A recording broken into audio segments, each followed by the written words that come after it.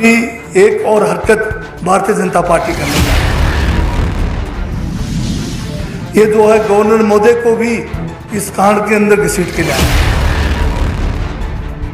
वो खर्च होटल का है, वो भी भारतीय जनता पार्टी ने। ऋषिकेश के किसी होटल में इनको बंदी बना के रखा हुआ था, तो उस समय कहीं ये भाग गए। हिमाचल प्रदेश में एक बड़ी साजिश के तहत चुनी हुई सरकार को गिराने का हर किस्म का जो है नापाक कोशिश की गई है। और अब ये स्पष्ट हो गया है कि इस नापाक इरादे के पीछे भारतीय जनता पार्टी का हाथ रहा है। अभी जो एक केस इसी पीरियड में जो दर्ज हुआ है, जिसमें जो है आपके जो बालूगंज थाने के अंदर हुआ है, जिसमें हमारे जो निष्कासित विधायक उनके परिवारजनों के ऊपर भ्रष्टाचार कानून के तहत जो केस दर्ज हुआ है, अब उस इन्वेस्टिगेशन में ये बात स्पष्ट हो गया है कि जितने भी ये निष्कासित जो विधायक थे और साथ में जो निर्दलीय थे, इन सबको जो है एक बड़ी साजिश के तहत भारतीय जनता पार्टी ने उनको जो है हर तरह के प्रलोभन से, चाहे उसको जो है धन बल के प्रयोग से, डर और दबाव के उससे उनको जो है अपने 1 महीने से ज़्यादा समय में अपने कब्जे में उनको रखा गया। चाहे वो पहले शिमला के नज़दीक एक जो है होटल के अंदर रखा गया, वहाँ पर भी जो सारा इंतज़ाम या जो खर्च होटल का है वो भी भारतीय जनता पार्टी ने किया। उसके बाद फिर उनको जो है पंचकुला के एक होटल में रखा गया। उसके बाद उनको जो है फिर उत्तराखंड के ऋषिकेश के होटल में रखा गया और फिर बाद में उनको दिल्ली में ले जाया गया। लंबा असर जो है, एक समय जो है, ये 9 लोग जो है इनके कब्जे में रहे। तो इन जो इन्वेस्टिगेशन में अब ये बात स्पष्ट हो गया है कि सारा का सारा षड्यंत्र जो है भारतीय जनता पार्टी ने रचा है। और भारतीय जनता पार्टी ने ये जो घिनौनी हरकत की है, इसको जो है प्रदेश की जनता कभी माफ नहीं करेगी। अभी जब एक मौका था प्रदेश में विकास को गति देने के लिए, उस गति को रोकने में भारतीय जनता पार्टी ने जो कोशिश की, जो एक साजिश के तहत, अब आप देख रहे होंगे कि लंबे समय से सारा विकास का काम हिमाचल प्रदेश में ठप पड़ा हुआ है, क्योंकि अब दोबारा से चुनाव में जाना पड़ रहा है। दोबारा से जो है लंबा समय जो है आपका इसमें जो मॉरल कोड ऑफ कंडक्ट लग गया है। बहुत सारे हमारे इलाके हैं जहाँ पर लिमिटेड जो है सीजन है, जहाँ पर काम करने के लिए हमें जो है मौका मिलता है। पिछली मरतबा भारी बरसात के कारण, यहाँ पर जो त्रासदी के कारण भी विकास के काम बाधित हुए। इस बार भारतीय जनता पार्टी ने जो है अपनी घिनौनी हरकत के तहत जो है सारे काम जो है, सारा विकास के काम को यहाँ रोका है। अभी ये भी स्पष्ट हो गया है कि जो भारतीय जनता पार्टी जो है, इनका चल चरित्र में भी फर्क है। आप देख जो है अभी 3 जो निर्दलीय विधायक हैं, अब आपने देखा होगा जिस दिन यहाँ पर राज्यसभा का चुनाव हो रहा था, उस दिन से लेकर जब 1 महीना पूरा ये जो है भारतीय जनता पार्टी के कब्जे में रहे लोग, और जिस दिन वोटिंग हुई उसी दिन इनको जो है 6 निष्कासित कांग्रेस के विधायकों के साथ इकट्ठा करके गाड़ियों में बंद करके आगे पीछे सेंट्रल रिजर्व पुलिस फोर्स को लगाकर ये अपने साथ जो है इनको हेलीकॉप्टर में भी, सड़क के रास्ते से भी जो है जगह जगह पर अपने साथ लेकर गए। और ऐसे जो काम इन्होंने किया है, ये आज तक हिमाचल प्रदेश में कभी नहीं हुआ है। और इस बात को अगर आप हल्के से लेंगे तो ये लोकतंत्र के लिए बहुत खतरा है, क्योंकि भारतीय जनता पार्टी ने एक चुनी हुई सरकार, उसको गिराने के लिए धन बल का प्रयोग किया, अनैतिक का जो है तरीके अपनाए और असंवैधानिक तरीके भी इसमें इन्होंने अपनाए। और जयराम जी जिस दिन ये राज्यसभा का वोट पढ़ रहे थे विधानसभा परिसर में, जो इन्होंने वहां कृत्य किया वो भी जो है बहुत निंदनीय है, बल्कि ये क्रिमिनल एक्ट था। क्योंकि जिस दिन ये वोटिंग हो रहे थे तो जयराम जी बहुत सारे विधायकों को साथ लेकर जो हमारा परिसर था, जहां पर पोलिंग बूथ था, वहां पर घुसे। वहां पर घुसकर उन्होंने वहां पर जो है जो हमारे कांग्रेस के कैंडिडेट थे, उनका जो पोलिंग एजेंट थे, दिल्ली से एक वकील थे, उनके साथ बड़ी बदतमीजी की, उनके साथ हर किस्म की गाली गलौज की। और वहां पर जो है पोलिंग बूथ के अंदर आने का उनका जो एक जो कृत्य था वो निंदनीय तो है ही है, पर गैर कानूनी भी था, जिसकी रिटर्न शिकायत जो है उसी समय लिखकर हमने इलेक्शन कमीशन को प्रेषित भी किया, परंतु इलेक्शन कमीशन ने अभी तक उसके ऊपर कोई संज्ञान नहीं लिया है, कोई उसके ऊपर कार्रवाई नहीं की है। और साथ में उसी दिन जो भारतीय जनता पार्टी के प्रदेश अध्यक्ष हैं डॉक्टर बिंदल, ये भी जो है वहां पर जो दरवाजा बंद था पोलिंग स्टेशन के अंदर, उस दरवाजा को तोड़ने के लिए दल बल के साथ आए और उधर पूरी कोशिश की कि उस दरवाजे को तोड़कर वो अंदर घुसे।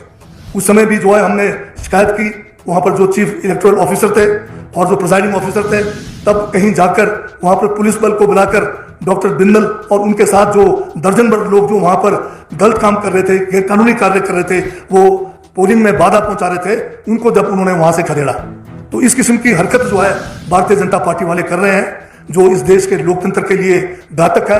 अगर चलता रहेगा तो आने वाला समय इस देश में लोकतंत्र नहीं रहेगा, संविधान के तहत कोई काम नहीं होगा। ये देश दोबारा से जो है एक गुलामी की ओर अग्रसर हो रहा है, इसकी हमें चिंता करनी है। दूसरी बात, बहुत ज्यादा आजकल ये कहना शुरू कर दिया कि निर्दलीय विधायकों का जो है इस्तीफा मंजूर नहीं हो रहा है।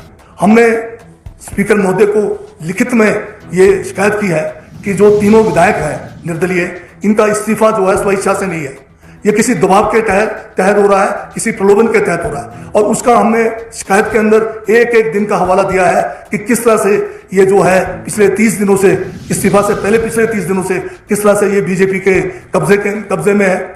और साथ में जिस दिन इस्तीफा देने आए उस दिन भी जयराम जी इनको जो है पकड़कर साथ के लिए लेकर आए थे। तो ये तो प्रेस के साथियों ने भी देखा है, कैमरे के सामने आपने देखा होगा। अगर ये तीनों निर्दलीय अगर स्वेच्छा से दे रहे होते तो एक महीने ये जो है अपने चुनाव क्षेत्र नहीं गए, एक महीने से अपने घर नहीं गए, तो एक महीने से ये जो कांग्रेस के निष्कासित विधायकों के साथ और साथ में भाजपा के दो, एक मंत्री, पूर्व मंत्री और एक जो है विधायक वर्तमान में, उनके वो जो है चौकीदार की तरह इनकी निगरानी में पड़े रहे। और यहां तक भी कहा जा रहा है कि एक समय ऐसा भी आया कि जब ये उत्तराखंड में ऋषिकेश के किसी होटल में इनको बंदी बना के रखा हुआ था, तो उस समय कहीं ये भाग गए और वहां से इनको जो है सीआरपीएफ वाले पकड़ के लाए।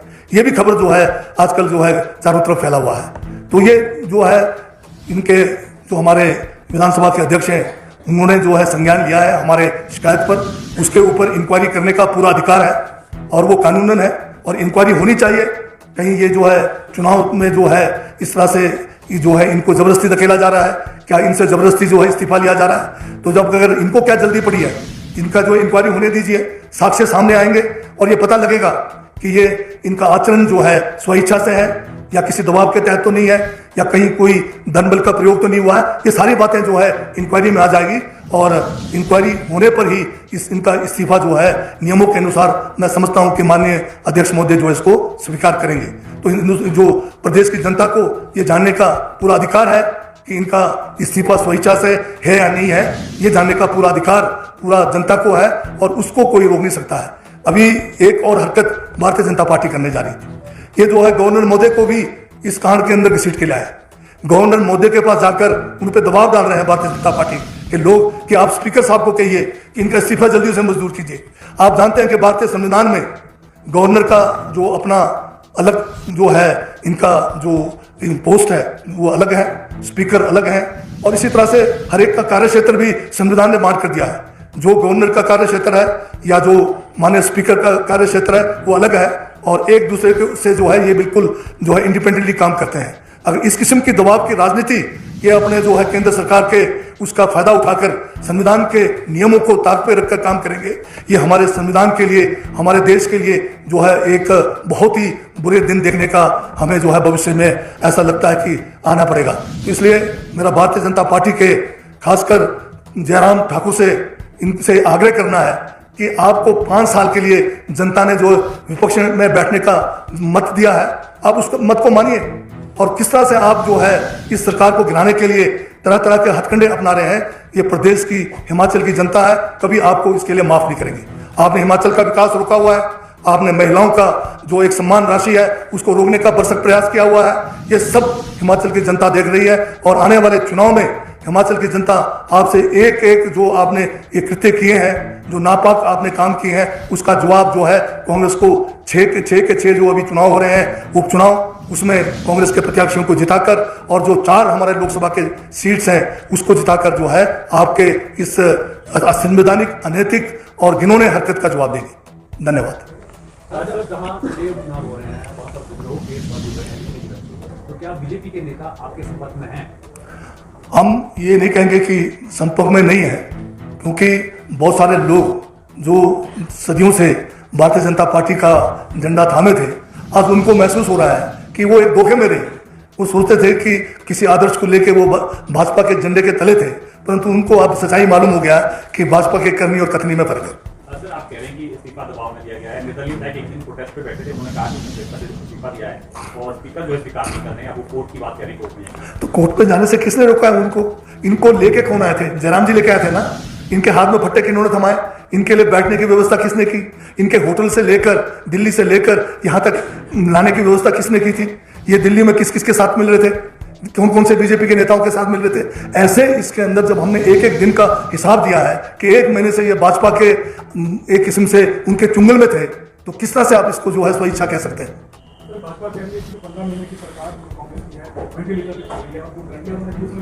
हम ऐसे वेंटिलेटर पे नहीं है जो कोविड के समय में मोदी जी लाए थे, जो चले भी अभी भी नहीं चले ना उस समय चले थे। हम बिना वेंटिलेटर के सांस लेने में वो है सक्षम है। Thank you very much. Thank you.